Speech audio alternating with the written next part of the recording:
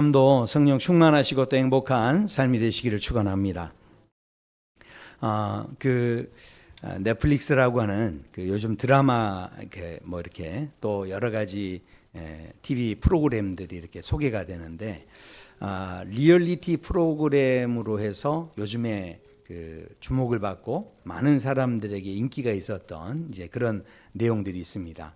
뭐 피지컬 백이라든가 강철 부대, 그리고 흑백 요리사, 뭐 골 때리는 그녀들, 뭐 이렇게 해서 여러 가지 그런 리얼리티 프로그램들을 보면 뭔가 여기에서는 역경을 극복해내고 여러 가지 어려워 보이는 불가능한 그런 어떤 상태에 있는 가운데서 뭔가 이루어내고 승리하는 이런 이제 모습들이 있고, 그 승리를 가지고서 사람들이 막 열광해하고 이렇게 즐거워하는 이런 모습들이 있습니다.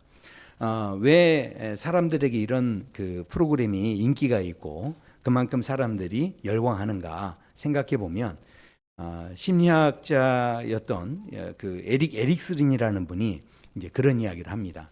오늘날 사람들은 나는 무엇을 소유하는가로 나는 누구인가를 정의한다, 이렇게 이야기를 합니다. 그러니까 현대인들이 정체성이 불안하다 보니까 내가 뭔가를 소유하고 내가 뭔가를 성취하고 내가 뭔가를 이루었다, 여기에 나의 존재, 그러니까 내가 누구인가, 이것을 이제 확인하려고 하는 마음이 있기 때문에, 그래서 현대를 살아가는 많은 사람들이 무조건 이기기를 원하는 거예요.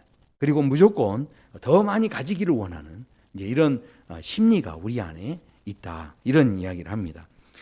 그런데 그런 모든 이 세상의 승리들 가운데에는 공통점이 있습니다. 그 모든 것이 일시적이라는 거죠. 아무리 승리를 했더라도 그 다음에 그 자리를 계속 지키고 있을 수는 없어요.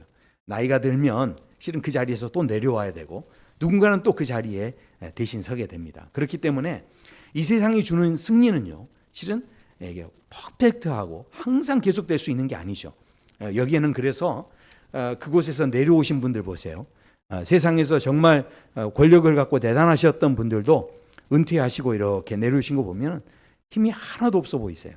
그러니까 이게 뭔가 인생이 참 허무하다, 이런 생각을 해보게 됩니다.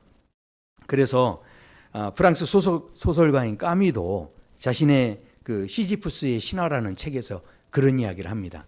인생의 모든 노력은 결국 무의미하게 굴러떨어지는 바위와 같다, 그런 이야기를 합니다. 정말 힘겹게 바위를 다 올렸는데 결국은 그 바위가요 다시 굴러떨어져 내려간다는 거예요.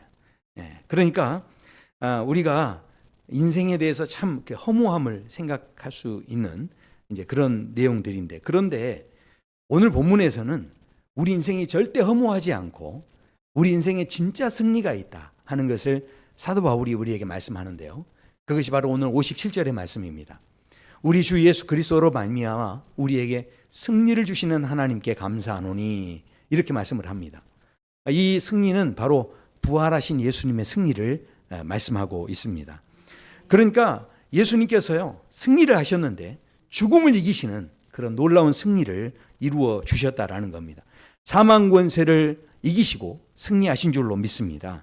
하지만 이 부활 승리가 단순히 사망 권세만 이기는 그런 승리의 차원이 아니다라는 겁니다. 왜냐하면 사망 권세만 이기려고 한다면 차라리 예수님이 안 돌아가시고 마치 에녹처럼 그리고 엘리야처럼 죽음을 보지 않고 그냥 쭉 사시다가 하늘나라 그냥 쭉 가시면, 아니 죽음은 건드리지도 못하는 그런 삶이 되시는 거고, 그렇다면 사망 권세를 더 멋지게 이기는 거 아니겠습니까? 우린 그렇게 생각할 수가 있죠. 자, 그런데 이 부활 승리는 그렇지 않았다는 거예요. 예수님께서 죽음의 그 과정을 거치셔서 죽으시고 그리고 다시 부활하셨다, 이렇게 말씀하고 있다라는 겁니다. 하지만 이 내용을 좀 더 깊이 들여다보면 실은 쭉 사시다가 죽음을 보지 않고 가는 것보다 이 죽으셨다가 부활하는 이것이요 온전한 승리이고 완벽한 승리이다 하는 것을 우리가 생각해 보게 됩니다. 조금 쉽게 말씀드리면 예수님의 승리는 그저 결과적으로만 승리한 게 아니라는 거예요. 원인도 승리하셨고 과정도 승리하시고 결과도 승리하시는 그런 부활의 승리였다 하는 것입니다. 그래서 우리가 이 예수님의 부활 승리가 어떤 승리였는가? 바로 이 원인이 승리하는 그런 승리였다는 겁니다. 예를 든다면 생각해 보십시오. 아이들이 뭐 이렇게 열이 나고 기침이 나고 그러면 아이들에게 해열제도 먹이고 기침약도 먹여서 그래서 이제 증상이 이렇게 고쳐지도록 그렇게 우리가 합니다. 그런데 이것은 증상이 완화되는 것뿐이에요. 실은 알고 보면 그 안에 바이러스는 계속 활동하고 있는 겁니다. 이게 언제 또 다시 생겨날지는 모르는 거예요. 그러니까 우리가 대부분 생각하는 그런 치료는 뭔가 증상만 없어지면 된다고 생각하는데 그게 아니라는 거죠. 예수님께서는요, 죄의 증상만 없앤 게 아니셨다는 거예요. 예수님의 부활의 승리는 우리의 모든 죄의 바이러스까지도 완벽하게 없애시는 그런 승리였다 하는 것이죠. 그리고 예수님의 승리는요, 이 과정의 승리가 있었다라는 겁니다. 그 고통의 시간들이 있었지만 예수님은 그 모든 시간들을 순종하며 가신 겁니다. 이 이름 없이 지내셨던 30년도 순종하셨고 공생의 생활의 모든 시간들도 순종하시며 십자가의 길까지 순종을 하십니다. 한번 생각해 보십시오. 우리도 인생을 살다 보면 질병이 있기도 하고 여러 가지 뭐 인생의 관계 가운데 배신도 있고 낙심할 일도 있고 우리가 만나는 여러 가지 문제들 상실감을 또 경험할 때 폭풍처럼 우리에게 어떤 문제가 다가올 때 우리는 생각할 수 있죠. 하나님이 나를 사랑하는 거 맞나? 의심할 수 있습니다. 우리 안에 끊임없이 질문이 생길 수가 있죠. 자, 그런데 그런 과정 가운데서 예수님도 하나님께서 나와 함께 하시나? 어찌하여 나를 버리셨나이까? 이렇게까지 고백하시는 그런 자리까지 가셨지만 그러나 예수님께서는 끝까지 하나님의 말씀대로 신실하게 그 자리를 지키시며 순종하셨다는 거죠. 근데 그 순종의 결과를 통해서 우리에게 뭘 알려준 겁니까? 우리 인생에도요, 우리가 지금 답답하게 보이고 어려워 보일지 모르지만 지금 우리 안에 질문이 있을 수 있고 의심도 있을 수 있지만 그러나 우리의 모든 실패까지도 결국은 합력해서 선을 이루시고 반드시 이 부활의 영광으로 나타내 버리시는 그 하나님. 그래서 이 과정 속에서 우리가 겪고 있는 모든 것은 절대 무의미하지 않다. 단 한 가지도 모두 다 우리에게 의미가 있다 하는 것을 예수님께서 이것을 몸소 보여주신 그 승리가 바로 이 부활의 승리였다라는 것이죠. 세 번째는요, 결과의 승리입니다.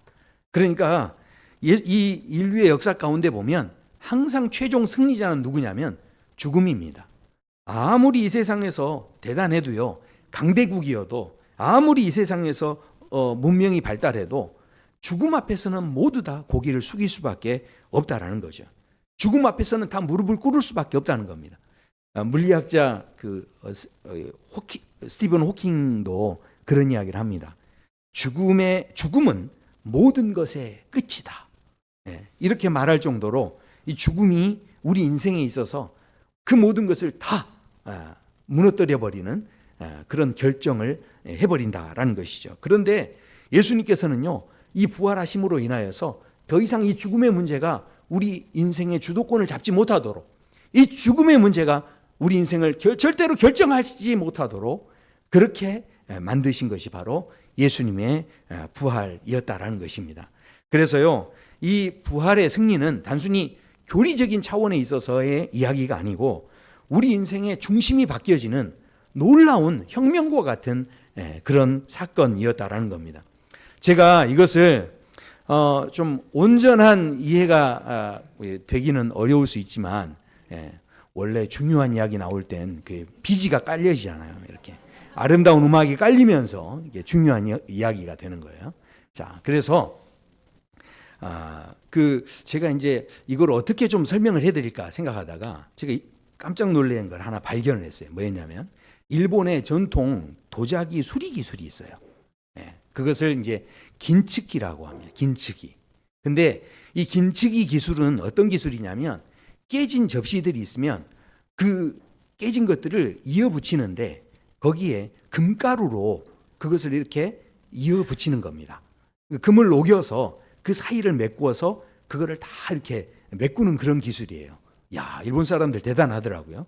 그래서 보니까 깨진 컵도 이렇게 금으로 해가지고 그 사이를 다 메꾸어서 이렇게 붙이는 거예요. 이런 이제 깨진 접시들인데 이걸 그대로 복원을 해서 이게 가운데 이제 금으로 이걸 이렇게 입혔다는 거죠. 금이나 은으로 이걸 입히는 겁니다. 이게 보는데 제가 완전히 와장창 깨진 그런 그릇인데 저거를 복원을 시키는 거예요. 그래서 이제 금으로 입혀서 이렇게 하는 거죠. 이 원래 있던 도자기에 균열이 되고 상처가 있고 그렇지만 사람들이 아까워할 수 있죠. 내가 자주 쓰던 애용하던 또 애착 용품일 수 있고 또 내가 추억이 담겨 있는 그런 것일 수 있죠. 자, 그런데 그 모든 것들을 이제 깨지면 다 의미가 없어지는 건데, 그런데 이것을요 다시 금으로 그거를 다 이어 붙였는데 이게 붙이는 기술이 실은 쉽지 않대요. 이 재질을 다 연구해야 되고 성분을 알아야만 이게 붙는 거지, 그렇지 않으면 이게 제대로 붙기가 어렵답니다. 그래서 이제 아주 이제 잘 정성스럽게 이걸 이렇게 붙이게 되는데, 제가 이걸 보면서 그런 생각을 했어요. 참 그렇다면 우리는 대부분 인생을 살아갈 때 우리 인생이 나는 금그릇인가 아니면 은그릇인가 아니면 나무 그릇인가, 우린 그런 것만 생각하는데 이 세상 사람들은요 내가 흙수저냐 금수저냐 여기에 실은 집착을 하는데, 그런데요 이 기술은요 내가 금그릇이냐 질그릇이냐 이게 별로 의미가 없어요. 그냥 쓰다가 잘만 쓰다가 혹시 깨지게 되면 그러면 어떻게 되는 겁니까? 금가루만 바르면 질그릇이어도 실은 이전의 것보다 더 값어치가 있어지는 거죠. 금을 붙여놓으니까 이전보다 더 값어치가 있어지는 거예요. 이전하고 비교할 수 없는 새로운 값어치가 생겨진다라는 것이죠. 아니 금가루만 발라도 이런 일이 생기는데 생각해 보십시오. 우리 인생에 예수 그리스도, 보배 되시는 예수 그리스도를 담으면 무슨 일이 생기겠습니까? 그래서 우리가 이 보배를 질그릇에 가졌으니 이는 심히 큰 능력은 하나님께 있고 우리에게 있지 아니함을 알게 하려 함이라. 그러니까 예수님의 이 부활하심은요 그냥 예수님만 부활하신 게 아닌 거예요.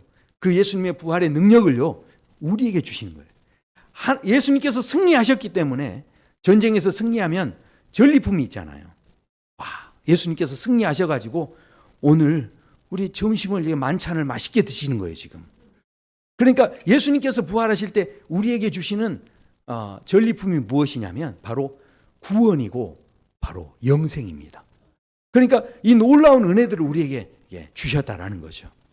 제가 오늘 부활절 기념으로 100만 원씩 드립니다 이러면 표정이 달랐을 텐데, 오늘 보니까 제가 구원입니다 영생입니다 그러니까 별로 행복해하지는 않으시는 것 같아요. 왜 그렇습니까? 우린 대부분 저도 이해합니다. 왜냐하면 구원이고 영생하면 지금 이 땅에서 당장 누리는 거 아니고 우리가 죽고 난 다음에 그 다음에 이 전리품을 누릴 수 있다라는 그런 이제 생각을 우린 가지고 있기 때문에, 그래서 지금 당장에는 구원이고 영생 여기에 대해서 그렇게 우리가 행복해하지 않는 그런 모습이 있을 수 있죠. 자, 그러나 그렇지 않습니다. 이 부활의 승리의 혜택은요 죽어서만 누리는 게 아니고요 지금도 누린다는 거예요. 우리가 지금도 누릴 수 있다라는 이야기입니다. 그래서 오늘 사도 바울이 그렇게 이야기합니다. 57절에 보면 우리 주 예수 그리스도로 말미암아 우리에게 승리를 주시는이라고 되어 있죠. 근데 이 주시는이라는 이 말 자체가 그리스어로 딘돈티라는 단어인데 이게 현재형으로 쓰여졌습니다. 그러니까 이 사도 바울이 이 말을 예수님이 이기셨는데 그 승리가 예수님에게 국한된 게 아니라 그 모든 승리를 지금도 우리에게 주시는 것이기 때문에 감사하다 이 고백을 하고 있는 것입니다. 자, 그렇다면 도대체 이 사도 바울은 무엇 때문에 이렇게 감사를 하고 있을까? 그 승리로 누릴 수 있는 은혜가 뭔가? 그 이야기를 그 다음 절에 하는데 이렇게 고백을 합니다. 그러므로 사랑하는 형제들아 견실하며 흔들지 말고 항상 주의 일에 더욱 힘쓰는 자들이 되라. 이는 우리 수고가 주 안에서 헛되지 않은 줄을 알미라. 아멘.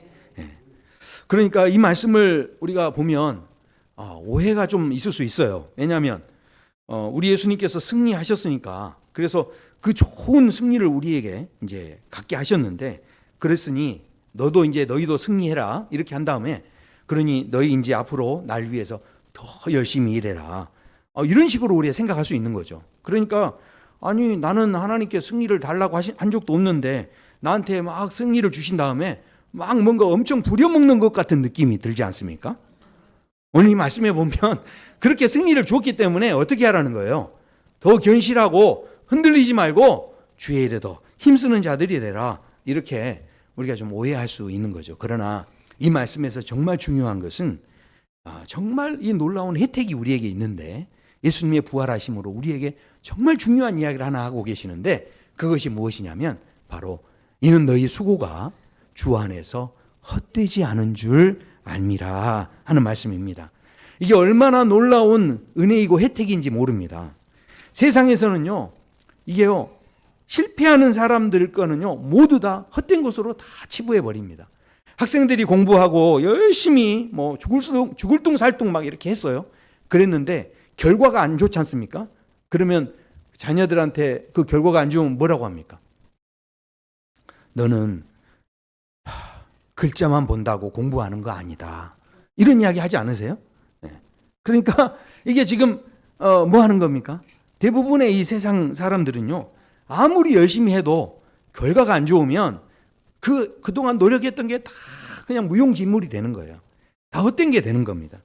그래서 얼마나 이 사람이 애를 많이 썼고, 얼마나 이것을 위해서 막 이렇게 고생했고, 얼마나 많이 공부했는지 이것은 중요하지 않아요. 결과가 없으면요, 인정을 안 해주는 거예요. 그게 바로 세상이죠. 그런데 그런 가운데서 예수님께서 오늘 굉장히 지금 귀한 말씀을 우리에게 이 사도 바울을 통해 던져주고 계신 거예요. 그것이 무엇이냐면 그런 세상 가운데서 우리에게 승리를 주셨는데 이건 단순히 뭐 감상적인 그런 이야기가 아닙니다.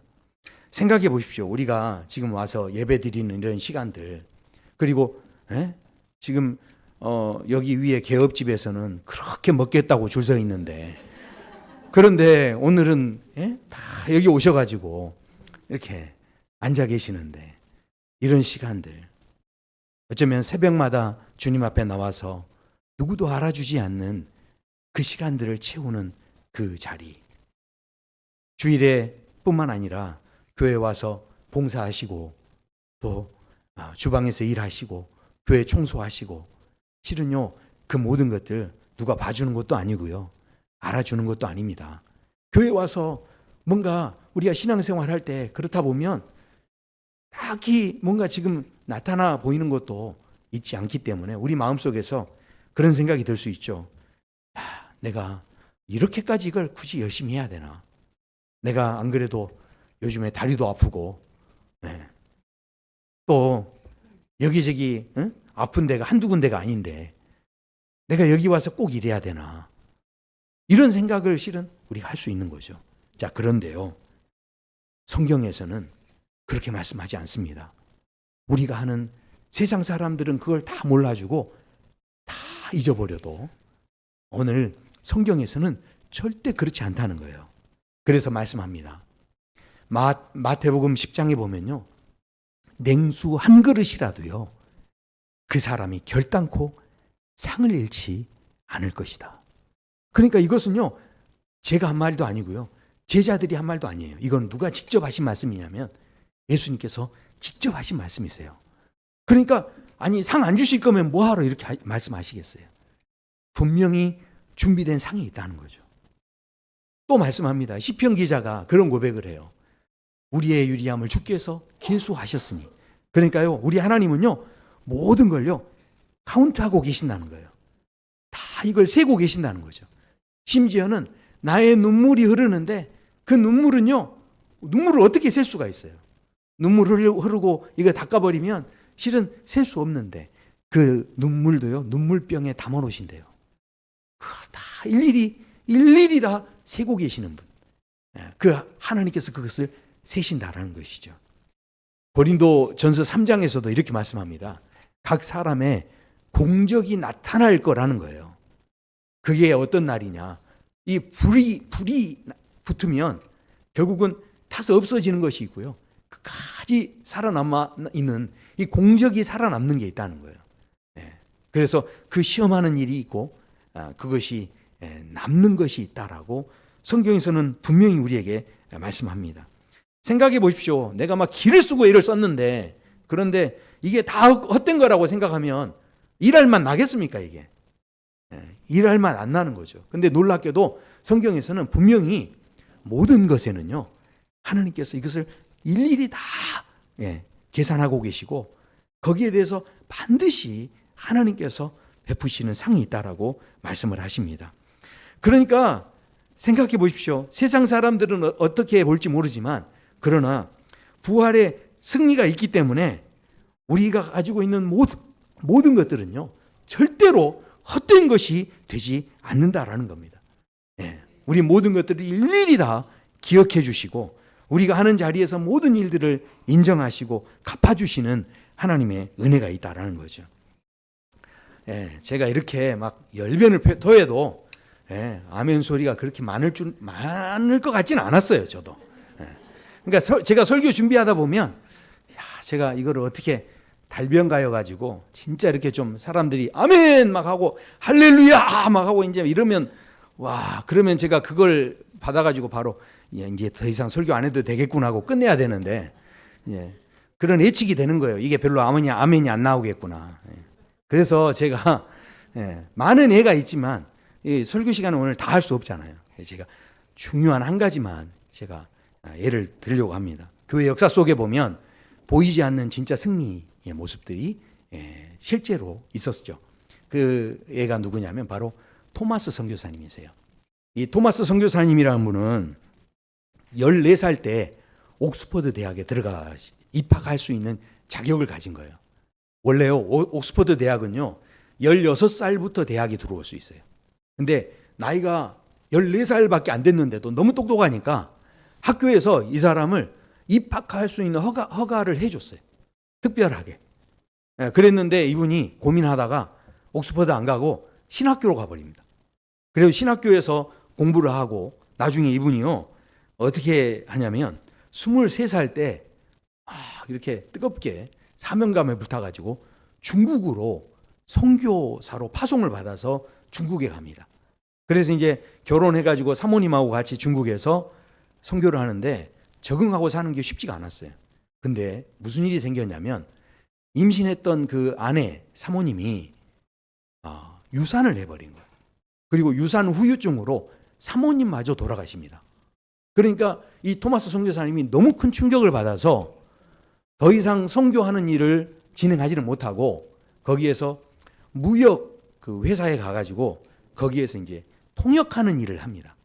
근데 그 통역하는 일을 하다가 가만히 들어보니까 이 조선이라는 땅에 많은 예수님 믿는 사람들이 순교한다라는 소리를 듣게 돼요. 그러니까 이게 뜨거운 마음이 생기는 거예요. 야, 저 사람들한테 가서 복음을 전해줘야 되겠구나. 그러면서 이분이 제너럴 셔먼호라고 하는 그 배를 타고서 대동강변으로 오는데 그 나이가 26살이었어요. 그래서 이제 사모님을 뒤로 하고 이제 이 대동강변으로 왔는데 그때 관군들이 이 쇄국 정책이 진행되는 상황이었기 때문에 조선의 관군들이 이 배를 공격을 해가지고 배가 막 불에 타고 그래서 이 배에 있는 사람들이 다 죽는데 이때 앞에 끌려 나온 사람이 이 토마스 선교사였어요. 이 토마스 선교사를 그래서 이제 관군들이 위협을 하다가 죽이는데 이때 죽은 나이가 26살이에요. 그러니까 재능으로 보나 실력으로 보나 여러 가지 똑똑한 그런 모습을 갖고 있었던 아주 장래가 촉망되는 그런 청년이었는데 그런데 이 세상에 이 나이 26살이라는 꽃다운 나이인데 너무 아깝잖아요. 그런데 그때 죽임을 당하게 됩니다. 우리가 생각하기에는 땅에 들어와서 복음도 전해보지 못하고 저렇게 죽은 것에 대해서 너무 허무하다. 아이고 참 너무 아깝다. 이런 생각을 실은 하게 되죠. 근데 놀라운 일이 생겼어요. 왜냐하면 이 토마스 선교사님이 죽기 전에 자기를 죽이는 사람이 있었는데 그분이 누구냐면 박충권 씨였어요. 근데 이분한테 성경책을 이렇게 준 거예요. 그러니까 성경책을 주니까 박충권 씨가 자기를 죽이는데 성경책을 주니까 그리고 표정이 아주 이렇게 따뜻한 표정으로 이걸 이렇게 주니까 막 죽으면서까지 주니까 이거를 안 받아올 수가 없잖아요. 그러니까 이제 이분이 받은 거예요. 집에 가져와가지고 결국은 이분이 이것을 입고서 변화돼가지고 박충건 씨가 나중에 장로님이 되세요. 그런데 그뿐만이 아니었어요. 이 토마스 선교사님이 성경책 3권을 또 누구한테 줬는데 그건 누구냐면 12살이었던 최치량이라는 사람이 있는데 그분이 이제 성경을 받았어요. 근데 이제 나라 분위기가 지금 보통 심상치 않잖아요. 그러니까 이거를 집에다 이렇게 숨겨두는데 이게 여의치 않으니까 누구한테 이걸 주냐면 박영식 씨라는 사람한테 줍니다. 여기에 이제 나와 있는 박영식 씨가 있어요. 근데 이분한테 줬는데 이 박영식 씨가 이걸 가지고 집에 가봤더니 종이가 좋은 거예요. 그러니까 이걸 다 뜯어가지고 보배를 한 거예요, 벽에다가. 보배를 해서 이렇게 붙여놓은 거예요. 그러니까 이거를 이제 나중에 최치량 씨가 이제 나이가 좀 들어가지고 이제 돈을 좀 벌어서 이 박영식 씨 집을 자기가 삽니다. 그래가지고 이것을 여관으로 이제 활용을 해요. 그러니까 이 여관에 드나드는 사람들이 잠자다 보면 옆에 뭐가 써 있어. 그러니까 이제 그걸 보다가 성경을 보게 되고 구원을 받게 되는 이제 이런 일이 있다 보니까 세상에 이 여관이 나중에 뭐가 되냐면 대한민국 최초의 장로 교회가 되는데 이게 바로 널다리꼴 교회가 돼요. 널다리꼴 교회. 이게 바로 이제 우리나라 최초의 교회인 거예요. 자, 근데 이 교회가 나중에 이제 사람이 많아지니까 이 최치량 씨도 장로가 되고요. 그리고 이제 이 교회가 불어나니까 이전을 해서 교회를 다시 지었는데 그 교회가 바로 장대형 교회입니다. 바로 이 장대형 교회에서 평양 대부흥 운동이 일어나고 우리나라의 전역에 이 복음이 확산되어지기는 놀라운 역사가 이루어지게 되어졌다라는 것이죠. 그러니까 생각해 보십시오. 우리가 평가하기에는 괜히 했구나. 아유, 그냥 쓸데없는 짓을 한 거야. 아유, 아까워서 어떡해. 이렇게 생각할지 몰랐지만 그러나 하나님께서는 이 토마스 선교사를 통해서 대한민국에 이 평양 대부흥 운동의 그 단초가 되게 하는 그 놀라운 역사들을 하나님께서 이루어 주셨다라는 거죠. 우리 인생의 모든 그 수고가 절대로 헛되지 않게 하시는 하나님의 은혜가 있었다라는 것입니다. 한번 생각해 보십시오. 여기 앉아 계시는 우리 연세 드신 권사님들, 제가 보면 참 소시적에 한미모하신 분들이에요. 그래서 제가 진짜 이게 신방 가서 보면 우리 권사님들 집에 가보면 결혼 사진 이런 거 보면 연예인들이 따로 없어요. 얼마나들 예쁘신지 너무. 그러니까 여기 지금 다 한미모하신 분들 앉아 계신 거잖아요. 아니, 아멘도 안 해주시네요. 네. 자, 그런데 생각해 보십시오. 우리가 옛날에 예뻤다는 거, 그거 아무리 예뻤어도 달라지는 게 지금 뭡니까? 실은 그게 별 큰 의미가 없다는 거예요. 지금도 보면요, 젊은 분들이 다 안 늙으려고 얼마나 애쓰는지 모릅니다. 막 뭘 바르기도 하고 시술도 하고요, 뭐 총도 쏘더라고요. 이렇게 고주파 이런 것도 막 쏘고 막 이렇게 하면서 어떻게든 이렇게 안 늙으려고 그래가지고 안간힘을 쓰는 거예요. 그러다가 이제 그렇게 해가지고 동창회 갔는데 세상에 자기만 반짝거리는 거예요. 그러면 속으로 무슨 생각을 할까요? 이야, 투자한 보람이 있구나. 그래서 앞으로 더 투자해야 되겠다 이런 생각 하겠죠. 자, 그런데 생각해 보세요. 그것도 50세 뭐 60대까지는 그래도 볼만한데 만약에 80대가 됐는데 반짝거리고 투명하다고 생각해 보세요. 그럼 이건 굉장히 징그러운 것이 되지 않겠습니까?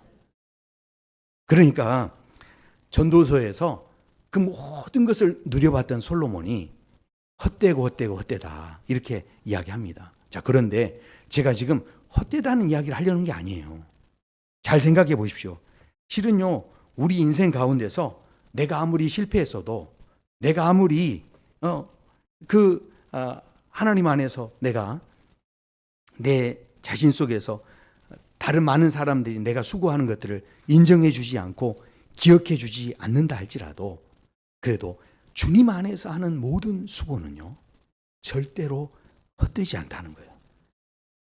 이 땅에 있는 모든 것들은 다 그냥 흘러가는 것이지만 그러나 이 주님 안에서 이 부활의 승리를 경험하는 이 사도 바울이 굉장히 중요한 고백을 하는 거예요. 우리 인생은 절대로 헛된 것이 아니다 하는 것이죠.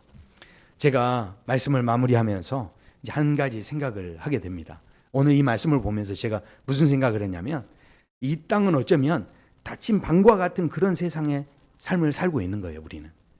그러니까요, 이 사람이요, 이 닫힌 방에만 이렇게 있으면요, 그 안에서 갈등이 일어나고요, 다툼이 일어날 수밖에 없습니다. 그래서 어디 외국에 호텔에 가도요, 방이 있는 방이 있고요, 그 창문이 있는 방이 있고요, 창문이 없는 방이 있습니다. 가격이 달라요. 여기 서울의 고시원들도요, 보면 창문이 있는 고시원하고요, 창문 없는 고시원이 있는데, 창문이 있는 고시원이 1.5배가 더 비싸대요. 그러니까 생각해 보십시오. 우리가 이 창문이 있다는 건 굉장히 중요한 거예요. 창문이 있으면 이 밖이 보이고 다른 세계가 있는 거죠. 그러면 방 안에만 갇혀 있는 사람은요, 그거밖에 안 보이는 거예요. 그러니까 그것이 그냥 희망이니까 그것 안에서 뭔가를 막 채우려고 막 집착하고 그렇게 하는 거죠. 닫힌 방이 전부인 사람은 그 속에서 어떻게 합니까? 그러니까 어떻게든 내가 그걸 얻어야 된다고 생각하니까 공격하게 돼 있고 모함하게 돼 있고 거기에서 질투하게 돼 있고 거기서 또 뒷담화하고 이렇게 하는 거죠. 그러니까 사람들이 괜히 뒷담화하는 게 아니에요. 그 사람은 그것밖에 못 보는 거예요. 그 닫힌 세계밖에 못 보는 거죠. 그러나 거기에서 창이 열려 있으면, 밖이 보이면, 그럼 어떻습니까? 생각하는 게 달라지죠. 그러니까 창 밖을 보는 사람은요, 어떻습니까? 안에만 있지 않아요. 안에 것이 있더라도요, 그냥 그것 가지고 굳이 비방하지 않죠. 왜냐하면 창 밖에 다른 것을 또 가질 수 있기 때문에 거기에 매이지 않을 수 있다라는 것이죠. 그러니까 창 밖을 볼 수 있는 사람은요, 실은 만족할 수 있는 거죠. 생각해 보십시오. 왜냐하면 다시 나갈 수 있기 때문에 그렇다라는 거죠. 이 자본주의 사회를 보면요, 만족함이 없대요. 근데 성경에 보면요, 수호의 특징이 뭐냐면, 지옥의 특징이 뭐냐면 만족이 없대요. 만족이. 그러니까 생각해 보십시오. 이 땅에 이 자본주의 사회를 살고 있는 많은 사람들이 이 땅에서 닫힌 방에 살고 있기 때문에 이 땅이 전부라고 생각하니까 어떻게 합니까? 이 땅에 있는 동안 뭐 하는 거예요? 죽기 전에 다 누려보자 하면서 버킷리스트 만들어가지고 그렇게 해보려는 거 아닙니까? 왜냐하면 이 땅의 것이 전부라고 생각하기 때문에 그렇습니다. 그러니까 어쩌면 닫힌 방 안에 갇혀 있는 것 같은 거죠. 우리가 여러 가지 선입견의 감옥이 있고요, 내가 가지고 있는 경험이라는 감옥이 있어요. 그러니까 그 안에만 갇혀 있는 사람은 다른 걸 못 보는 거예요. 그러나 창문이 있다는 건 어떤 겁니까? 이 창문은요, 내가 만들 수 있는 게 아니에요. 성경에서 성경적으로 이걸 이야기하면 이 성경의 말씀은요, 바로 계시라고 합니다. 그러니까 이 계시라는 말씀이 있어야, 계시는요, 내가 만드는 게 아니고요, 하나님이 우리에게 보여주셔야만 우리가 깨닫게 되는 거죠. 그러니까 이 계시의 말씀을 통해서 내가 깨달은 사람은 뭐가 생기는 겁니까? 내 인생에 창문이 생기는 거죠. 이 밖이 보이는 거예요. 그러니까 참을 수 있는 거죠. 밖이 보이니까 인내할 수 있는 거예요. 밖이 보이니까 그냥 이것만 가지고도 만족해 하는 거예요. 우리가 예수님께서요, 어쩌면 우리 인생에 만족이 없는 그런 세상에 갇혀있던 우리 가운데 찾아와 주셔서 예수님께서 어떻게 하신 겁니까? 그 죽음의 방에서 뭘 하신 겁니까? 결국은요, 우리에게 그 죽음을 뚫어버리시고 그 죽음 가운데서 창문을 열어주시는 그 귀한 은혜를 우리에게 주셨다라는 것이죠. 그래서요, 비록 이 땅에 살고 있지만 이 창문을 바라보는 사람은, 창문 밖을 바라보는 사람은요, 차원이 다른 삶을 살게 되어진다라는 것이죠. 그래서 오늘 말씀하는 겁니다. 사도 바울이, 그러므로 내 사랑하는 형제들아, 그러므로 견실하며 흔들리지 말고 항상 주의 일에 더욱 힘쓰는 자들이 되라. 왜냐하면 헛되지 않기 때문에. 그래서요, 그 예수님은요, 오늘 우리에게 이렇게 열린 창을 열어주시는 예수님께서, 이 부활의 주님이 오늘 우리에게 말씀하는 거예요. 지금 이 땅에 있는 많은 사람들이요, 뭔가에 닫혀 있는 거예요. 닫힌 방에 갇혀 있는 거예요. 그것만 보는 거예요. 그런 사람들에게 찾아가서 그 사람들에게 창문을 열어주는 부활의 증인이 되라는 거예요. 우리에게 먼저 이것을 보여주신 이유는 많은 그 답답해하는 사람들에게 찾아가서 네가 지금 집착하고 있는 이것만 있는 게 아니야 하면서 그 사람의 삶 속에 바로 이 부활의 주님, 전혀 다른 세계가 있음을 열어 보여줄 수 있는 창문의 역할을 우리에게 하기를 원하신다라는 것이죠. 그래서 사도 바울은 이렇게 고백합니다. 할례나 무할례자가 아무것도 아니다. 사람들은요, 할례냐 무할례냐 이거 가지고 막 싸우는데, 근데 이 바울이 이야기하는 거예요. 그게 문제가 아니라는 거예요. 진짜 문제는 뭡니까? 그 안에 하나님의 긍휼을 우리가 입을 수 있느냐는 그게 문제라는 거예요. 그래서 뭐라고 합니까? 내가 바로 내 몸에 예수의 흔적을 가졌다라고 이야기합니다. 흔적을 가졌다는 말은요, 결국 이 사도 바울이 예수님을 따라간다는 이야기죠. 똑같은 흔적을 가지고 따라간다는 이야기예요. 그러니까 무슨 이야기입니까? 예수님께서 창문을 열어주신 것처럼 사도 바울도 창문 열어주는 자의 삶으로 사람들에게 도전하며 나갔다라는 것이죠. 그렇게 갇혀서 할래냐 무할래냐를 다투는 사람들에게 찾아가서 창문을 열어주는 그런 놀라운 삶의 자리에 사도 바울이 서 있었다라는 겁니다. 오늘도 저와 성도 여러분을 이 부활의 승리를 누리게 하신 하나님께서 바로 우리가 이 땅에서 이 승리를 만끽하고 또 이 승리를 통해서 많은 사람들에게 창문을 열어주는 그런 은혜의 삶을 살기를 원하시는 거예요. 우리 주님 지금도 살아계십니다. 우리 삶에 찾아오셔서 지금도 우리 하나님은 어떤 분이시냐면 창문을 열어주고 계시는 분이세요. 활짝 열어주십니다. 그러면 다른 세계가 보이죠. 우리 함께 찬양하시겠습니다.